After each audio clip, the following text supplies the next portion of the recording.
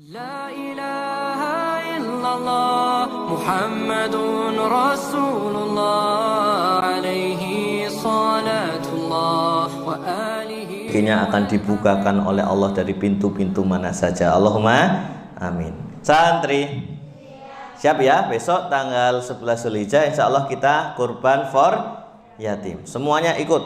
Kemarin mbak-mbaknya jadi tim apa? Tim nyacah-nyacah. Seru ya, asik ya. Yang kemarin di sini korban berarti ngacung. Wow, banyak alumnusnya ini. Alumni ya, alhamdulillah. Oh iya. Asik ya besok ya, insya Allah ya. Semoga Allah memberikan kelancaran. Allahumma amin. Ya, inna syani'aka huwal abtar. Sesungguhnya orang yang membujumu dialah al-abtar. Dialah orang yang terputus dari rahmat Allah. Santri, Ustadz mau tanya. Ya. Nah, anaknya Nabi Muhammad SAW ada berapa orang? Anaknya Nabi Muhammad SAW ada berapa? 7, pinter. Yang laki-laki berapa? 3. Yang perempuan 4. Laki-laki namanya siapa? Qasim. Kemudian Abdullah. Kemudian Ibrahim. Yang perempuan siapa? Ruqayyah, Ummu Kulsum, Zainab, Fatimah. Pinter. Nah, anak laki-laki Nabi Muhammad SAW semuanya wafat ketika masih kecil. Innalillahi wa inna ilaihi rajiun. Ada yang wafat usia 1,5 tahun, ada yang meninggal usia 2 tahun, ada yang wafat usia balita. Ya Allah ya Karim. Nabi Muhammad SAW sedih. Nah, orang-orang kafir, orang musyrik waktu itu membuli, bahasanya sekarang membuli ya, membuli, menghujat, menghina, melecehkan Nabi Muhammad SAW dengan julukan Al-Abtar, terputus nasabnya ya, karena dari anak laki-laki tidak ada yang melanjutkan, terputus nasabnya ya. Maka Allah Subhanahu wa Ta'ala menghibur Nabi Muhammad SAW seraya membalikkan propaganda bulian dari orang kafir tersebut dan berfirman, inna syani'aka huwal abtar. Sesungguhnya orang yang membencimu wahai Muhammad dialah yang sebenarnya al-abtar, terputus dari rahmat Allah. Ngerti nggih santri nggih? Paham atau paham? Paham. Santri. Oke, yang kedua apa ini? Tadi kurban sudah ya.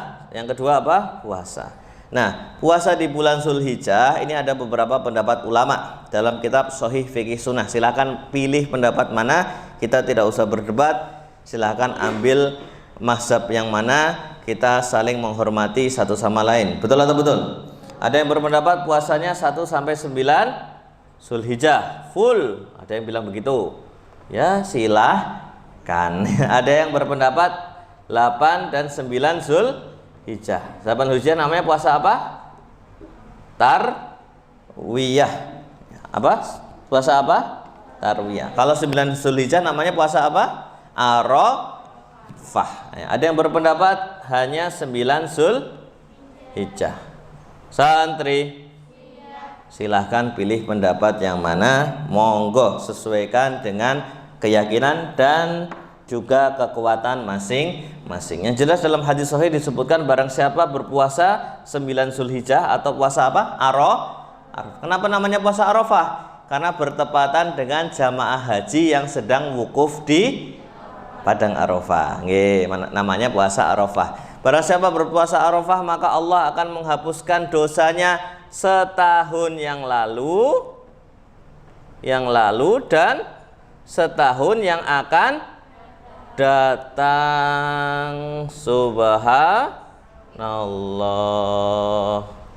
Senang atau senang dihapus dosanya?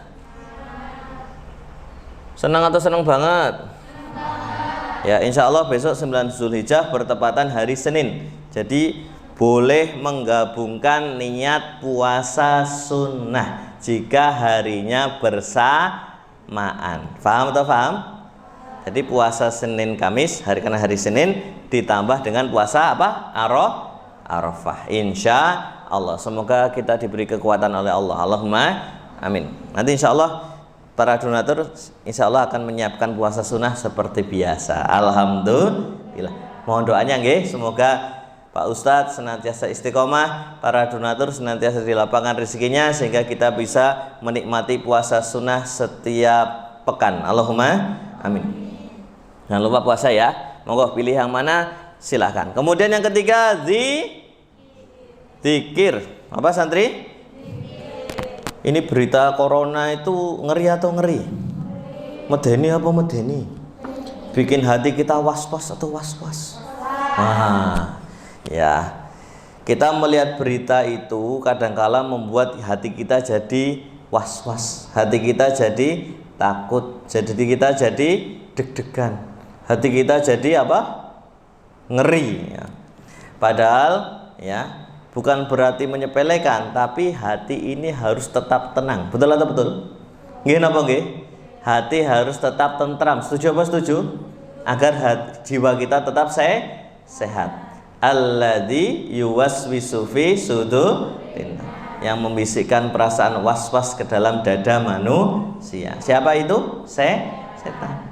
Jadi perasaan was-was yang menghembuskan itu siapa? Setan. Cara menghindarkan kita dari rasa was-was, kita lawan dengan zikir, mengingat Allah. Subhanallah walhamdulillah wa la ilaha illallah wallahu akbar. Adem hatinya. Atau zikirnya Nabi Yunus alaihissalam ketika ada di perut ikan paus. La ilaha illa anta subhanaka inni kuntu minal zalimin. Adem hatinya. Atau zikirnya Nabi Ibrahim alaihissalam ketika dilempar ke dalam api. Apa zikirnya? Hasbunallah wa ni'mal wakil, ni'mal maula wa ni'mal nasir. Hasbunallah wa ni'mal wakil, ni'mal maula wa ni'mal nasir. Cukuplah Allah sebagai penolong dan pelindung bagiku, dan Allah lah sebaik-baik penolong dan pelindung. Amin. Bagus atau bagus? Nah, kalau kita berzikir, Allah memberikan ketenangan, ketentraman pada hati kita. Karena kepanikan adalah setengah penyakit, sedangkan hati yang gembira adalah setengah obat. Ya, ini penting ini ya. Bukan kata saya, kata pakar kedokteran modern dari dunia Islam, yaitu Ibnu Sina. Kepanikan adalah setengah penyakit, adalah sedangkan hati yang gembira adalah setengah obat. Santri, sekarang santri gembira atau gembira? Bahagia atau bahagia? Setengah obat. Tapi kalau panik, cemas, stres, setengah penyakit. Betul atau betul? Karena pada dasarnya, ini bukan kata saya, kata dokter spesialis di Surabaya, penyakit itu 75% psikologis, 25% penyakit itu sendiri. Ini penting ini. Penyakit itu 75% psikologis, 25% penyakit itu sendiri. Contoh, misalkan Pak Ustadz Bambang, Pak Ustadz Doni yang sudah berumah tangga pasti tahu. Misalkan suatu ketika kita pulang kerja, pulang dari ngajar, capek, sampai rumah tiba-tiba sesuatu tidak kita harapkan, marah sama anak-anak, emosi, anak-anak itu kok berantakan, emosi. Begitu emosi, tekanan darahnya apa? Naik. Kan psikologis ya, karena psikologis tekanan darahnya jadi naik, maka harus tetap menjaga hati, tetap tenang, tetap tentram. Siap atau siap? Caranya apa? Zikir. Nah, afdhalu dzikri ya, afdhalu dzikri itu apa? Iqraul Quran, tilawah Al-Quran, membaca Al-Quran. Karena Al-Quran adalah kitab suci kita. Dzalikal kitabul la raiba fihi hudal lil muttaqin. Kitab ini tidak ada keraguan di dalamnya, petunjuk bagi orang yang bertakwa. Santri, kalau pas Ramadan satu hari 3 juz. Ini pas hari biasa satu hari berapa juz?